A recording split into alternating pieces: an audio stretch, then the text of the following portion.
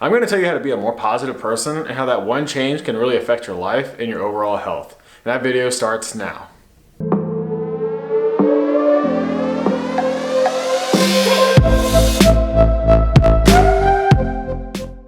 Hey everyone, welcome back to Modern Mindset. Winston Churchill once said, "The positive thinker sees the invisible, feels the intangible, and achieves the impossible." And that's what this video really is going to cover.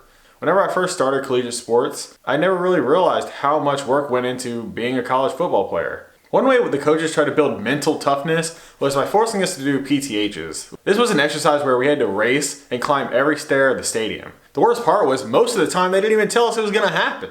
So we just showed up to the stadium at 5:30 and you got the lights shining and we're like, oh, this is here again. And all the negative thoughts just started to flood in like a freaking vivid dream. Man, this is bull. We're supposed to be working out today. We're not supposed to be running a PTH.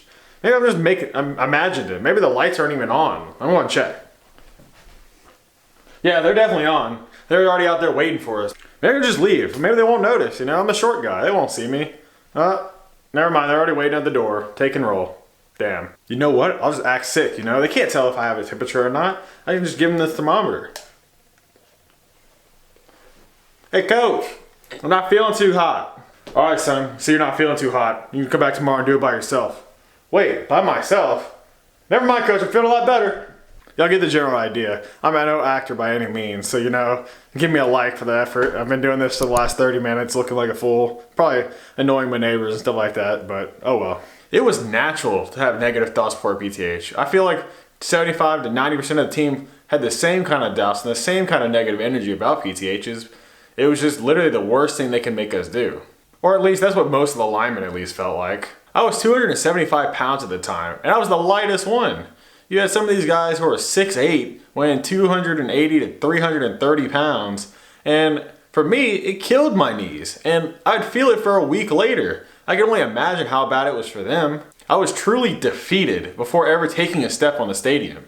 I had already run through every scenario, every outcome, and felt like there was no way I was going to do this and be done before anyone else. I don't know what really changed, but towards the end of my first offseason, I started looking at PTHs and these workout challenges as a different thing. I started looking at them as an opportunity to really challenge what I'd done before and what I could really do in the future. I was no longer trying to conquer the entire stadium as a single step. I was trying to conquer each step as a single battle. And this weird change of mind really made things different and also made my performance vastly improve. One of the big things that challenged me was that these taller linemen with long legs were able to skip steps where I was having to take every step at a time. They were able to skip steps at a time to beat me along the lower bowl. So basically the way our stadium works is we have a giant bowl in the bottom, but then we also have this bowl at the very top that's much steeper and the steps are much higher.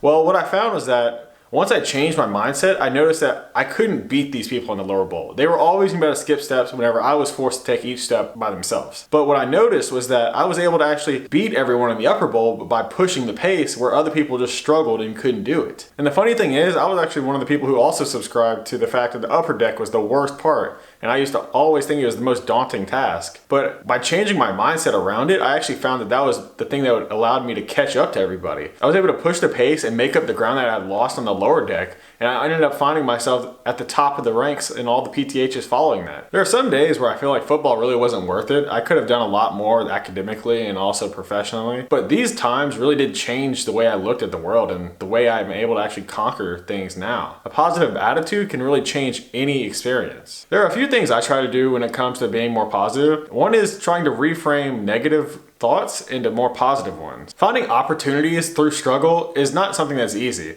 and it's something that you will develop over time as you try to push yourself to be more positive and try to get more in this type of mindset. You may struggle to get up early in the morning, and that can be a daunting task to some people, but you could actually look at it as a way and an opportunity for you to actually get up and do what you don't have time to do otherwise. If you're someone who's super busy and you don't have time to go and exercise, and that's something you really want to do, getting up early is that opportunity that you are asking for. It may seem like you're making this goal even more difficult to reach because now you're adding the fact that you have to get up early in the morning, But you could also look at it as an opportunity to do that goal, because otherwise you wouldn't get a chance to work on it at all. Another thing you can do is try to surround yourself with more positive people who want to see you succeed and reach your goals. Having negativity always around you is going to make you negative as well. You're going to see these people always complaining about their life, their job, their kids, anything like that, and it's just going to cloud your judgment. You're also going to look for things to complain about, stuff to feel bad about. So surrounding yourself with these different thinkers, these positive thinkers, will also change your mindset.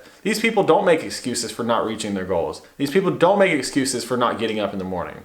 You need to surround yourself with people who are also positive, people who also want to look for the best outcome, that don't want to just sit at home and make excuses for why they failed. I saw this all the time during football. Whenever you had these team workouts, these PTHs, there were plenty of people who didn't want to be there. Plenty of people with negative thoughts in their head. But no one said anything, and it would be fine because they knew that everyone else is still working towards that goal. But as soon as someone complained, you could see it infecting everyone. Everyone started complaining. You could see the cracks in the foundation among the team start to form, where people were all complaining, no one wanted to be there, and the negativity just kept spreading over and over again. Negativity doesn't always have to be words either. During PTHs, you're not supposed to walk during them at all. But as soon as you start seeing someone walk across the stadium, or you see someone walking on the steps, you think it's also okay to do that. And that negativity, or the people who are no longer trying to do it the right way, also affect your mind, where you think you can also get away with doing it. And this isn't just my opinion. They've had many studies that go in and look at what the effects of positive attitudes have on people's health and their life. One such study done by the Mayo Clinic found that people who focused on having a positive attitude also found that they had an increased lifespan,